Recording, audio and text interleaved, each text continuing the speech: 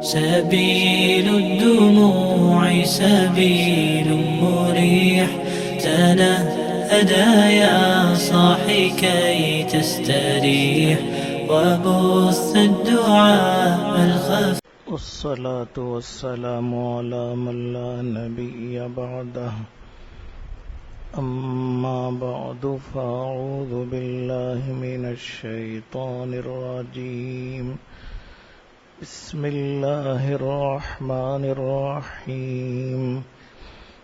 إن الذين اتقوا إذا مسهم طائف من الشيطان تذكروا فإذا هم مبصرون، وإخوانهم يمدونهم في الغي ثم لا يقصرون. صدق اللہ العظیم. بزرگان محترم، برادران عزیز،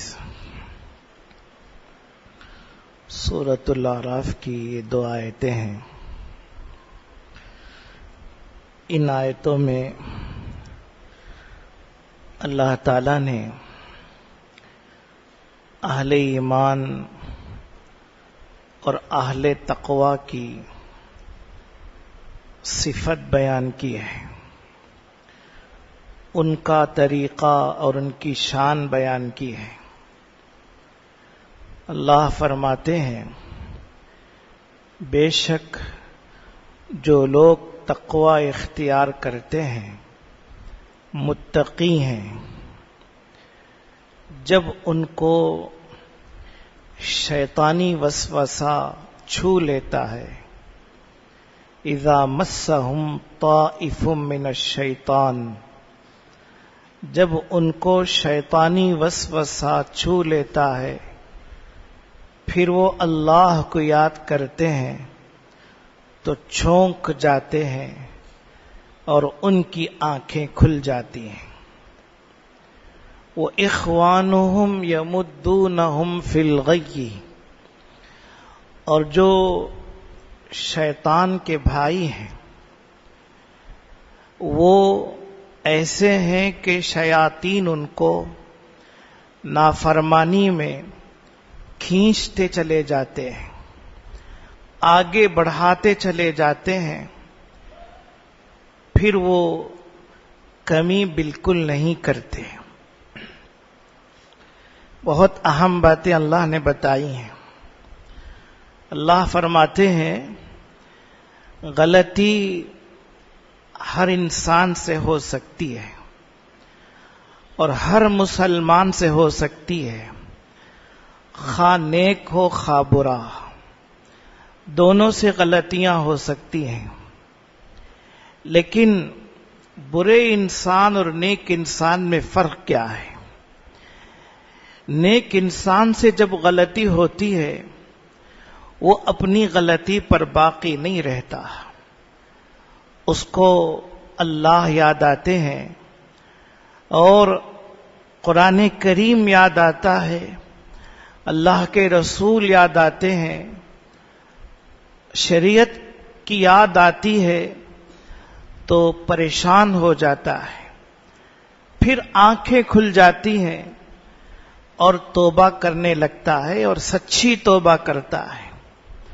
وہ چین سے اور آرام سے نہیں بیٹھتا. یہ تو نیک لوگوں کی پہچان ہے جن سے غلطی ہوتی ہے. آگے برے لوگوں کی پہچان اللہ نے بتائی، وَإِخْوَانُهُمْ، پہلا ہی لفظ کیسا عجیب ہے.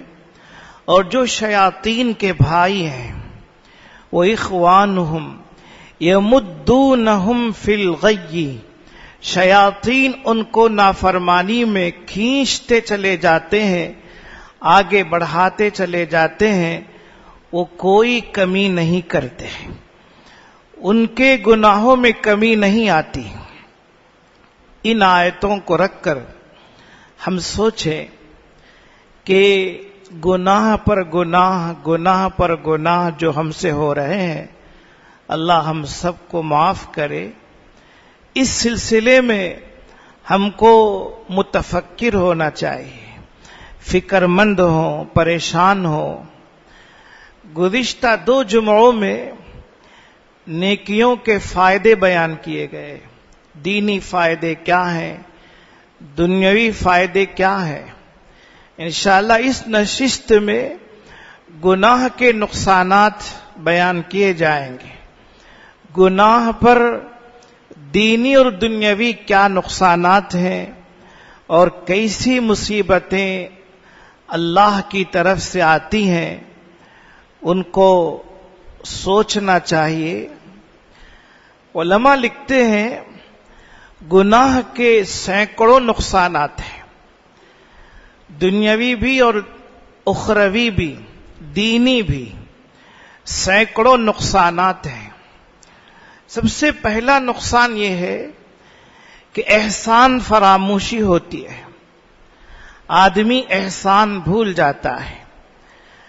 اللہ نے زندگی دی، عمر اللہ نے دی، اللہ نے دنیا میں بھیجا، اللہ نے کھانے پینے کے لیے دیا، اللہ نے گھر مکان دیا، اللہ نے آنکھیں، زبان، کان، ناک، منہ اور سارے اعضاء بطور نعمت کے اللہ نے دیے۔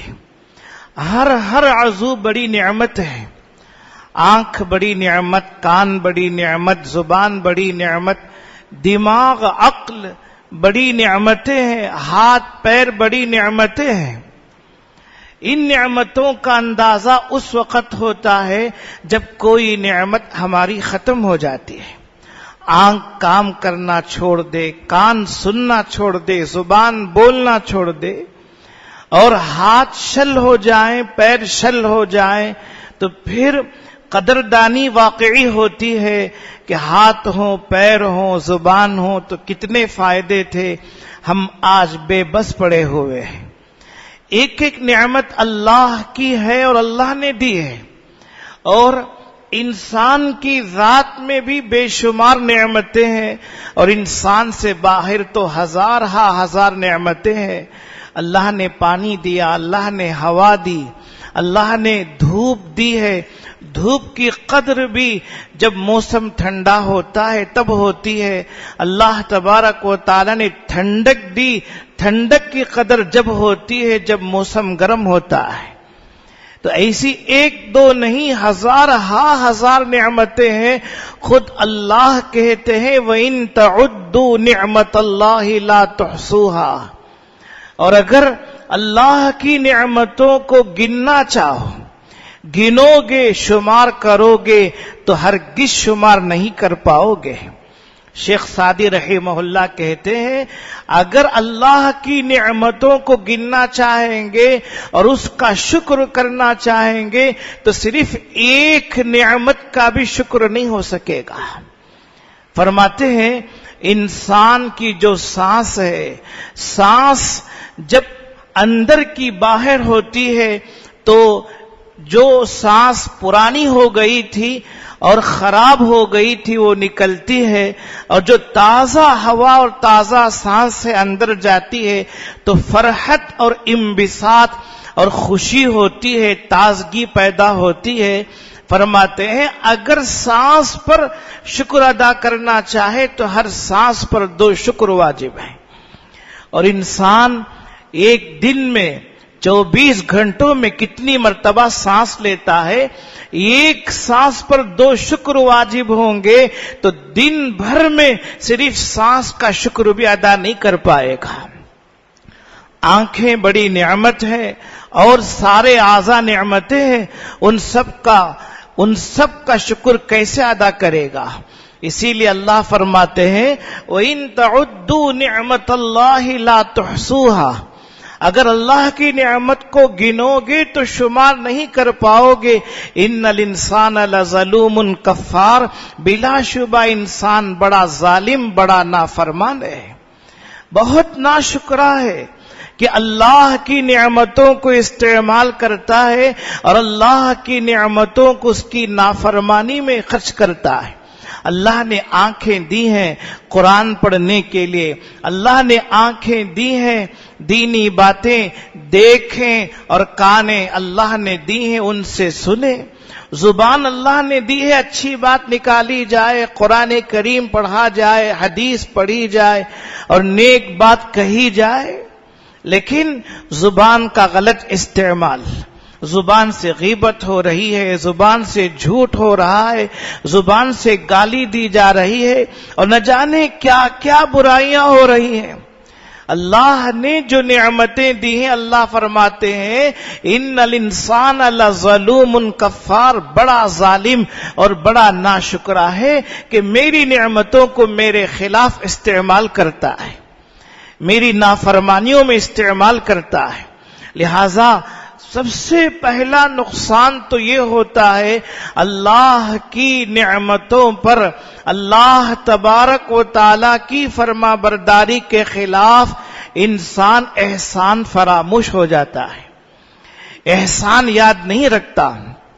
حالانکہ ایک نعمت کم ہو جائے، کوئی ایک نعمت اگر اس میں نقصان ہو جائے، انسان بل بلا اٹھتا ہے، تڑپ اٹھتا ہے، فکر مند ہوتا ہے، اور اس کو درست کرانے کے لیے کتنے پیسے خرچ کر ڈالتا ہے، کتنی محنتیں کرتا ہے۔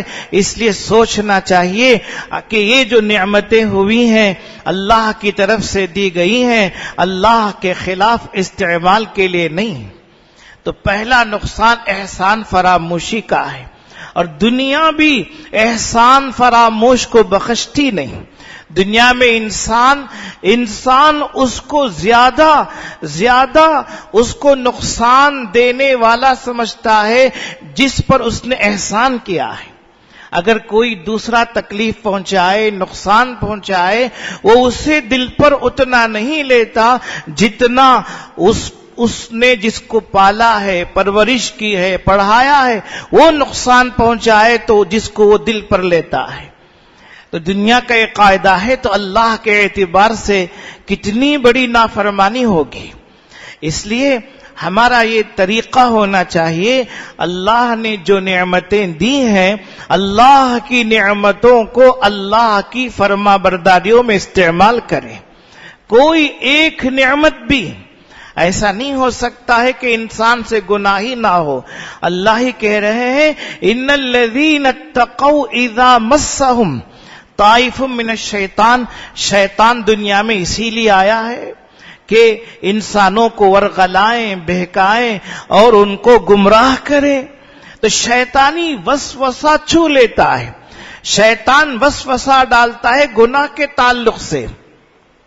تو فرمایا ان الذین اتقوا اذا مسهم کہ اہل تقوی کو جب شیطانی وسوسہ چھو لیتا ہے، تذکروا، اللہ کو یاد کرتے ہیں، پھر آنکھیں ان کی کھل جاتی ہیں، روتے ہیں، گڑ گڑاتے ہیں اللہ کے حضور اور اللہ کو مناتے ہیں، پروردگار گناہ ہو گیا، غلطی ہو گئی اور ہم سے بڑی نافرمانی ہو گئی، آئندہ ہم نہیں کریں گے، اور آئندہ نہ کرنے میں پروردگار ہماری مدد فرما، اپنی مہربانی سے گناہوں سے بچا لے، نافرمانیوں سے بچا لے۔ اللہ کے حضور گڑ گڑائے تو صحیح، اللہ کے حضور روئے تو صحیح، جب ایسا ہوگا اللہ کی مدد آئے گی۔ تو یاد رکھنا چاہیے پہلا نقصان احسان فراموشی کا ہوتا ہے۔ دوسرا نقصان ہے دل پر زنگ لگنے کا، دل زنگ آلود ہوتا ہے۔ حدیث پاک میں آتا ہے جب کوئی مسلمان کوئی گناہ کرتا ہے، دل پر ایک نقطہ اللہ تعالی لگا دیتے ہیں، زنگ کا ایک نقطہ لگتا ہے۔ اب وہ نقطہ کیسے ہے، وہ زنگ کیسے ہے، کس طرح سے لگاتے ہیں اللہ ہی جانتے ہیں، اس سلسلے میں کوئی معلومات نہیں، اللہ ہی جانتے ہیں۔ لیکن اللہ کے نبی فرماتے ہیں زنگ لگتا ہے، اور زنگ کا ایک نقطہ لگتا ہے، اور دل جو صاف اور شفاف تھا، آئینہ کی طرح سے تھا، اس میں ایک نقطہ لگ چکا ہوتا ہے۔ اللہ کی طرف سے موقع دیا جاتا ہے، اگر وہ سچی توبہ کرتا ہے تو وہ زنگ دھل جاتا ہے، اور وہ نقطہ مٹ جاتا ہے، باقی نہیں رہتا. لیکن اگر وہ آگے پھر گناہ کرنا شروع کرتا ہے، گناہ کرتا ہے، تو مزید نقطہ لگتا ہے. اس طرح سے ہر گناہ پر نقطے اللہ تعالی لگاتے چلے جاتے ہیں اور نقطے لگتے چلے جاتے ہیں، یہاں تک کہ پورا دل زنگ آلود ہو جاتا ہے. اور جب دل زنگ آلود ہوتا ہے، حدیث میں آتا ہے لا یعرف معروفا ولا ینکر منکرا، دل ایسا ہوتا ہے جیسے اس کو الٹ دیا گیا. اللہ کے نبی مثال سے فرما رہے ہیں کہ اگر کوئی مٹکا الٹ دیا جائے تو اس میں اگر پانی ڈالیں گے تو پانی اس میں نہیں ٹھہرے گا، رکے گا نہیں، سارا پانی بہہ جائے گا. تو دل پر زنگ لگتے لگتے دل اس قدر زنگ آلود اور سیاہ ہو جاتا ہے، اب وہ معروف کو معروف نہیں پہچانتا، کسی نیکی کو نیکی نہیں پہچانتا اور برائی کو برائی نہیں سمجھتا. اس کے اندر برائی کا مادہ پوری طرح سے پیدا ہو جاتا ہے. اب وہ آسانی سے گناہ کرتے چلے جاتا ہے. اب جو دل جھنجھوڑنے والا تھا اب دل جھنجھوڑنا بند کر دیتا ہے، صحبت بری ہو جاتی ہے، غلط طریقے پر لگ جاتا ہے اور گناہ کا عادی ہوتا ہے. گناہ کا عادی اور گناہ کی عادت ہو جانے سے زنگ آلود ہو جاتا ہے. اب اسے توبہ کی توفیق نہیں ہوتی، توبہ کی توفیق نہیں ہوتی.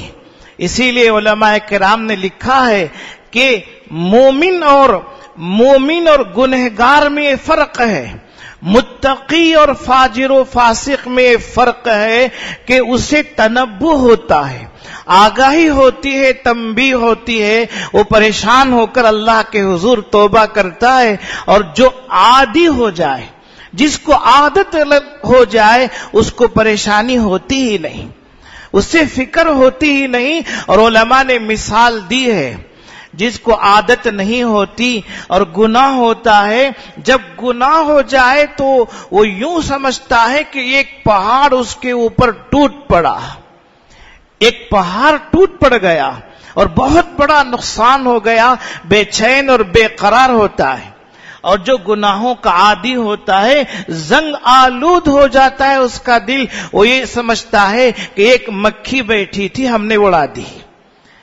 گناہ کر کے یوں سمجھتا ہے ایک مکھی بیٹھی ہوئی تھی، اس کو ہم نے اڑا دیا، لہذا کوئی خاص بات نہیں ہوئی، کوئی حرج نہیں ہے، کوئی مضائقہ نہیں ہے. یہ فرق ہوتا ہے. اس لیے سمجھنا چاہیے دل زنگ آلود نہ ہو، دل خراب نہ ہو. حدیث پاک میں آتا ہے، اللہ کے نبی علیہ الصلوۃ والسلام فرماتے ہیں ان فی الجسد لمضغہ اذا صلحت صلح الجسد کلہ واذا فسدت فسد الجسد کلہ الا وہی القلب.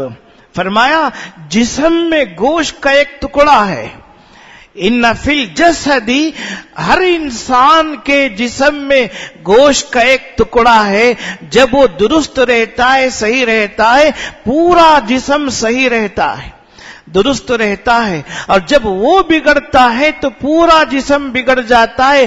فرمایا سن لو، وہ دل ہے، وہ گوشت کا ایک ٹکڑا ہے لیکن اس کے اوپر مدار ہے، وہ موقوف علیہ ہے.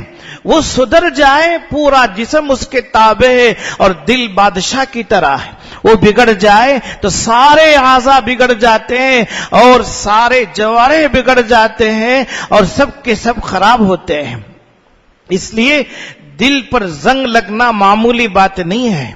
اگر دل پر زنگ لگتا ہے، نقطہ لگتا ہے اور لگتے چلے جاتا ہے اور انسان اس طرف توجہ نہیں کرتا تو پھر تو ہمیشہ کے لیے محروم ہو جاتا ہے. لہذا محرومی سے بچا جائے، اللہ کی مدد حاصل کی جائے اور اللہ تبارک و تعالی سے پناہ مانگے کہ ہمارے دل خراب نہ ہو جائے اور ہمارے دل سیاہ نہ ہو جائے، دل زنگ آلود نہ ہو جائیں. اس کے تعلق سے اللہ سے مانگنے کی ضرورت ہے. تو یہ دوسرا نقصان ہے کہ دل زنگ آلود ہوتا ہے. آگے تیسرا نقصان یہ ہے، گناہوں کی نحوست سے ظلمت اور تاریکی چھا جاتی ہے، نور ختم ہوتا ہے، روشنی ختم ہو جاتی ہے، ظلمت اور تاریکی چھا جاتی ہے۔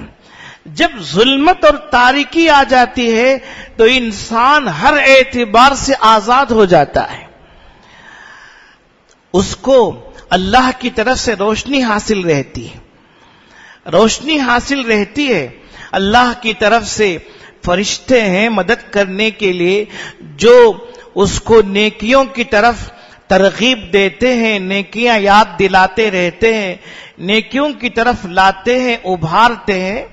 اللہ تبارک و تعالی نے ایسے فرشتے پیدا کیے ہیں، اور ادھر شیاطین بھی مستقل لگے ہوئے ہیں، شیطان بھی مستقل لگے ہوئے ہیں، وہ اس کو گناہوں پر آمادہ کرتے ہیں اور گناہوں کی طرف لے جاتے ہیں۔ اللہ نے اختیار دے دیا، قرآن میں اللہ کہتے ہیں وَهَدَيْنَاهُ النَّجْدَيْنِ، اور ہم نے اس کو دونوں راستے بتا دیے، وَهَدَيْنَاهُ النَّجْدَيْنِ، دونوں راستے بتا دیے، یہ نیکی کا راستہ ہے، یہ برائی کا راستہ ہے۔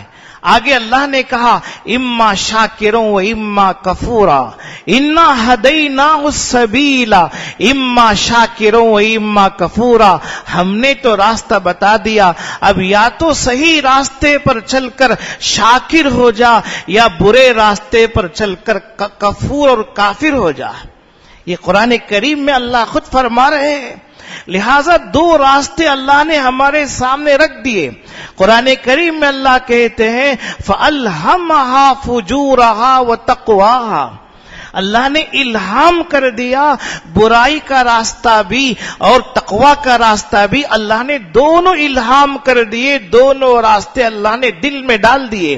فَأَلْهَمَهَا فُجُورَهَا وَتَقْوَاهَا، آگے اللہ کیا کہہ رہے ہیں؟ قَدْ أَفْلَحَ مَنْ زَكَّاهَا وَقَدْ خَابَ مَنْ دَسَّاهَا، تحقیق فلاح یاب ہو گیا، کامیاب ہو گیا جس نے اپنے نفس کو مزکا کر لیا، پاکیزہ کر لیا اور نفس کو زنگ آلود ہونے نہیں دیا، اپنے نفس کو، اپنے دل کو زنگ آلود ہونے نہیں دیا، خراب ہونے نہیں دیا۔ قد افلح من زکاہا وقد خاب من دساہا، اور جس نے اپنے نفس کو زنگ آلود ہونے دے دیا، اسے خراب کر دیا، من دساہا، وہ تو ناکام ہو گیا، خائب اور خاسر ہو گیا، وہ تو ہاتھ سے چلا گیا۔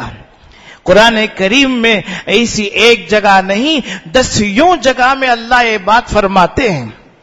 لہذا گناہوں کا تیسرا نقصان یہ ہے کہ ظلمت اور تاریکی آتی ہے، روشنی اور نور ختم ہوتا ہے، ظلمت اور تاریکی آنے کے بعد وہ بڑھتی چلی جاتی ہے، بڑھتی چلی جاتی ہے، جیسے اللہ کہہ رہے ہیں وَإِخْوَانُهُمْ يَمُدُّونَهُمْ فِي الْغَيِّ، اور جو شیطان کے بھائی ہیں، شیطان ان کو نافرمانی میں کھینچتے چلے جاتے ہیں، آگے بڑھاتے چلے جاتے ہیں، ثم لا یقصرون، پھر وہ کمی نہیں کرتے، وہ ہدایت کی طرف مڑ کر نہیں دیکھتے، جہاں وہ جاتے ہیں آگے بڑھتے چلے جاتے ہیں۔ اس لیے دونوں راستے اللہ تبارک و تعالیٰ نے رکھے ہیں۔ ایک مسلمان کو غور کرنا چاہیے، سوچنا چاہیے میں کس مقصد سے دنیا میں آیا ہوا ہوں، لیکن چونکہ ہمارا باطن سیاہ ہے اور گناہ کرتے کرتے ادراک ختم ہو گیا ہے، پہچان ختم ہو گئی ہے، معرفت نہیں رہی، اس لیے ہم کو ظلمت کا احساس نہیں ہوتا، تاریکی کا احساس نہیں ہوتا۔ ہمارے اکابر سے پوچھیں، دارالعلوم دیوبند کے پہلے صدر المدرسین تھے حضرت مولانا محمد یعقوب نانوتوی رحمت اللہ علیہ، اور اتنے بڑے ولی اور اتنے بڑے اللہ والے تھے کہ کبھی کوئی لقمہ حرام تو دور کی بات ہے، شبہ کا بھی ان کے پیٹ میں نہیں پہنچا۔ جس میں شبہ ہو جائے یہ جائز ہے یا ناجائز ہے، تو شبہ کا لقمہ بھی ان کے پیٹ میں کبھی نہیں پہنچا۔ وہ کہتے ہیں ایک مرتبہ ایک شخص نے دعوت کی چونکہ مسلمان نے دعوت کی تھی اس لیے میں نے اس کو ٹھکرایا نہیں، اس کی دل جوئی کی خاطر میں نے دعوت اس کی کھا لی، بعد میں معلوم ہوا کہ اس کی آمدنی صحیح نہیں تھی، حرام تھی۔ فرماتے ہیں اس کا اتنا شدید نقصان ہوا کہ 2 مہینے تک میرے دل کے اندر تاریکی رہی اور ظلمت رہی، اور 2 مہینے تک یہ خیال آتا رہا کہ فلاں گناہ کر لوں، فلاں گناہ کر لوں، فلاں گناہ کر لوں۔ تو یہ مشتبہ لقمہ کا اثر ہے، ایک لقمہ حرام کا چلا گیا اس کا اثر ہے۔ آج ہم غور کریں ہم کدھر جا رہے ہیں اور ہمارا کیا راستہ ہے، کس طریقے پر ہم کو چلنا چاہیے اور ہم کس طریقے پر چل رہے ہیں۔ اگر ہم اپنے اکابر کے 10ویں حصے پر بھی عمل کر لیتے تو ہمارا بیڑا پار ہو جاتا۔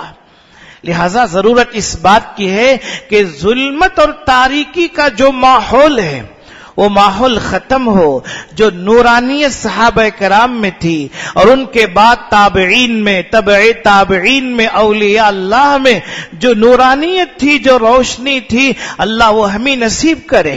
اس کے لیے کوشش ہونی چاہیے کہ ظلمت اور تاریکی ختم ہو۔ تو گناہوں کا یہ تیسرا نقصان ہوتا ہے کہ ظلمت اور تاریکی چھا جاتی ہے۔ آگے گناہوں کا چوتھا نقصان یہ ہے عقل خراب ہو جاتی ہے، دماغ خراب ہو جاتا ہے۔ اس کی بہت سی مثالیں علماء نے دی ہیں۔ عقل صحیح معنی میں کام نہیں کرتی، ہو سکتا ہے دنیاوی اعتبار سے بہت اچھا کام کرے، لیکن آخرت کے اعتبار سے، دینی اعتبار سے اس کی عقل خراب ہو جاتی ہے۔ جیسے آج کل ہم دیکھتے ہیں کہ بہت سی باتیں میڈیا میں آتی ہیں اور اسلام کے خلاف شبہات پھیلائے جاتے ہیں، تو جو مسلمان پہلے سے شک میں شبہ میں رہتے ہیں وہ مزید شک اور شبہ میں پڑ جاتے ہیں، وہ الٹے اعتراض کرنا شروع کر دیتے ہیں۔ اسلام میں یہ نظام کیوں ہے؟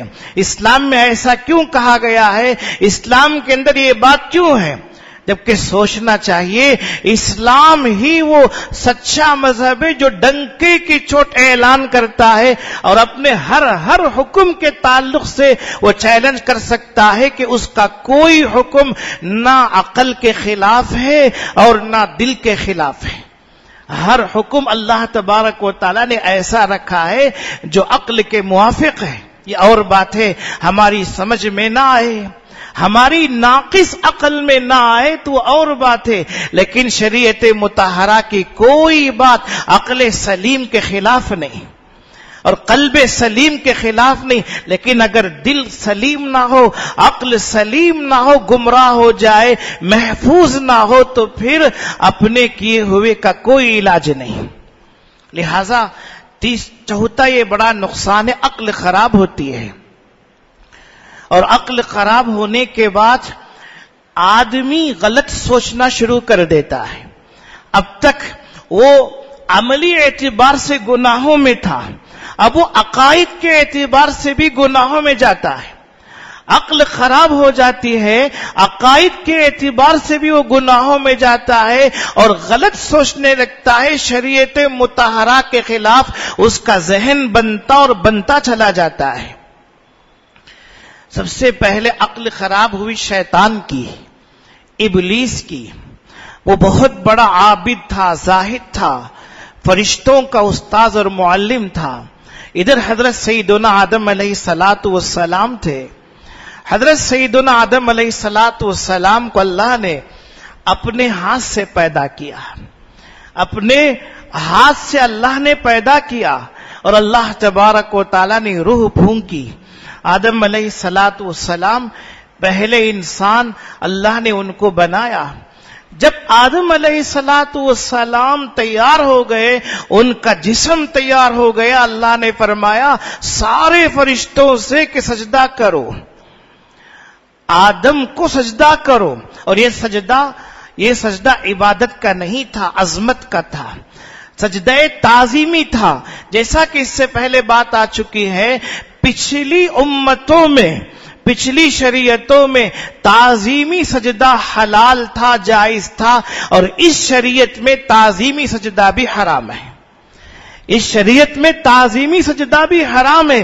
اللہ کے نبی علیہ الصلوۃ والسلام نے صاف فرما دیا، اگر سجدہ جائز ہوتا تو میں عورت سے کہتا کہ اپنے شوہر کے آگے سجدہ کرے، میں عورت سے کہتا اور اس سے یہ فرماتا کہ اپنے شوہر کے آگے، خاوند کے آگے سجدہ کرے، لیکن چونکہ اب جائز نہیں ہے، یہ الگ شریعت ہے، ہماری مستقل شریعت ہے، لہذا سجدہ تعظیمی بھی حرام۔ اب اگر کسی قبر کے آگے سجدہ تعظیمی بھی کیا جائے حرام ہوگا اور سخت اور کبیرہ گناہ ہو جائے گا، اس لیے اس کو سمجھنا چاہیے۔ تو اللہ تبارک و تعالیٰ نے حکم فرمایا کہ آدم کو سجدہ کرو، اس لیے کہ آدم علیہ السلام کو پوری زمین کی خلافت دینا ہے، اور زمین میں وہ اللہ کے خلیفہ ہیں، اللہ تبارک و تعالیٰ کے احکام نافذ کرنے کے لیے اللہ ان کو بھیج رہے ہیں۔ پہلے انسان وہی، پہلے نبی وہی۔ اب سب نے سجدہ کیا، لیکن ابلیس نے، شیطان نے سجدہ نہیں کیا، سجدہ نہیں کیا، اور وہاں اپنی عقل دوڑائی۔ اس نے کہا کہ میں سجدہ نہیں کر سکتا، اس لیے کہ یہ تو مٹی سے پیدا ہوئے ہیں اور میں آگ سے پیدا کیا گیا ہوں۔ آگ کی خاصیت اوپر جانے کی ہے اور مٹی کی خاصیت نیچے جانے کی ہے، بھلا اوپر جانے والا نیچے رہنے والے کے آگے اپنا سر کیسے جھکا سکتا ہے؟ یہ اس نے قیاس کی عقل دوڑائی۔ جبکہ علماء لکھتے ہیں اس کو یہ سوچنا چاہیے تھا، آدم کو بنانے والا جو خدا ہے وہی خدا مجھے بھی بنایا، اور جس خدا نے آدم کو بنا کر اس کے آگے مجھے سجدہ کرنے کے لیے کہا ہے، میں آدم کو سجدہ نہیں کر رہا ہوں، اللہ کا حکم پورا کر رہا ہوں۔ دونوں کو بنانے والے اللہ ہیں، وہ تو اعلیٰ ہے، اوپر ہے، وہ تو نیچے نہیں ہے، ان کا حکم اعلیٰ ہے، ان کا حکم اوپر ہے۔ اگر اس طریقے سے سوچتا تو عقل خراب نہ ہوتی، لیکن دوسرے طریقے سے سوچا تو عقل خراب ہو گئی، اور جو عقل ایک مرتبہ خراب ہوئی تو پھر کبھی اس کی عقل درست نہیں ہوئی، ہمیشہ کے لیے خراب ہوئی۔ اور علماء لکھتے ہیں شیطان سے 2 گناہ ہوئے۔ سب سے پہلے اس کو حسد ہو گیا، اور حسد کے بعد تکبر ہو گیا۔ دل میں پہلے حسد ہوا تھا کہ اللہ اس کو مسجود ملائکہ کیوں بنا رہے ہیں، سارے فرشتوں کو سجدہ کرنے کے لیے کیوں کہہ رہے ہیں، اس کے لائق تو میں تھا، میں اس کے قابل تھا کہ میں تو معلم ہوں، استاذ ہوں، مجھے یہ درجہ دیا جانا چاہیے تھا۔ حسد پیدا ہو گیا اور پھر تکبر بھی ہو گیا۔ یہ 2 گناہ ہوئے، اور ان 2 گناہوں کی نحوست سے اس کے اوپر ایسی ذلت ہوئی کہ ہمیشہ کے لیے عقل خراب ہو گئی، اور جو خراب ہوئی کبھی درست نہیں ہوئی اور کبھی درست بھی نہیں ہو سکتی، ہمیشہ کے لیے اللہ نے اسے ملعون بنا دیا۔ اور الرجیم، اللہ کی بارگاہ سے رد کیا ہوا، مردود کیا ہوا، الرجیم اس کا لقب ہو گیا۔ تو یہ نحوست ہوتی ہے عقل خراب ہونے کی، اور یہ شیطان کے ساتھ خاص نہیں ہے، یہ انسانوں میں اور بھی جو شیاطین کے بھائی ہوتے ہیں جو گناہ پر گناہ کرتے چلے جاتے ہیں، ان کے تعلق سے بھی یہ بات پیدا ہوتی۔ علماء فرماتے ہیں کہ 4تھا نقصان یہ ہوتا ہے کہ عقل خراب ہوتی ہے۔ اس لیے ہم کو سوچنا چاہیے، فکر مند ہونا چاہیے کہ گناہوں کے نقصانات سے بچنا ہو تو اللہ کی نافرمانی سے بچیں، گناہوں سے بچیں۔ ہر گناہ ظلمت ہے، تاریکی ہے، اور سچی توبہ ہو، سچا استغفار ہو۔ اگر بڑے سے بڑا گناہ بھی ہو گیا، اللہ کا دروازہ کھلا ہوا ہے، اللہ نے توبہ کا دروازہ کبھی بند نہیں کیا۔ اسی لیے علماء لکھتے ہیں کہ لا کبیرۃ مع الاستغفار، کہ اگر سچا استغفار ہو جائے گناہ کبیرہ کبیرہ نہیں رہتا، معاف ہو جاتا ہے، کبیرہ کبیرہ نہیں رہتا۔ آگے فرمائے ولا صغیرۃ مع الاصرار، اور گناہ پر کرتا چلا جائے تو پھر صغیرہ نہیں رہتا، وہ کبیرہ ہو جاتا ہے۔ اس لیے اللہ سے مانگنے کی ضرورت ہے، رونے کی ضرورت ہے. اللہ ہماری مدد فرمائے، گناہوں سے اور گناہوں کے نقصانات سے اللہ ہماری حفاظت فرمائے. بقیہ باتیں انشاءاللہ آئندہ جمعہ آئیں گے.